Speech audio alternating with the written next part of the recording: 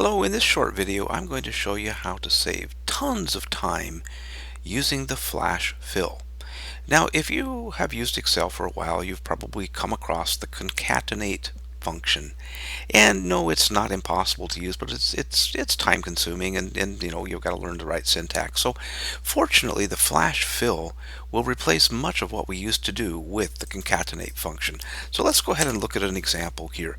So here I have some data, and again, if you've used the concatenate function, you know that it's for text strings. And so in this case I'm working with a couple of text strings. I have a column for first names and last names, and then I have the city, state, and zip. Now, if I wanted to put the first name and last name together, I would have to use the concatenate function if I wasn't using the flash fill. So in this case, I want to show you how quickly and easily you can use the flash fill. So what I'm going to do is I'm going to go ahead and just type the data that I want here. So I'm going to type Kathleen and the last name. That's how I want the data to appear. Again, no functions, no formulas. Well, this is really just amazingly simple here. So I'm going to go to the Data tab, and on the Data tab, I'm going to see the Flash Fill tool.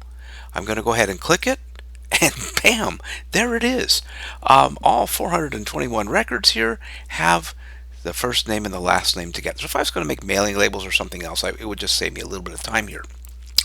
Well, using that mailing label theme, let's assume in this case, for one more example here, that I'd like to put the city with then a comma and then a space and then the state and then the zip code all in one line for mailing label format. And again, I could use the concatenate function if I wanted to, but the flash fill makes it that easy for me. So I'm going to go ahead and type Elko, Nevada, comma, space, 89801.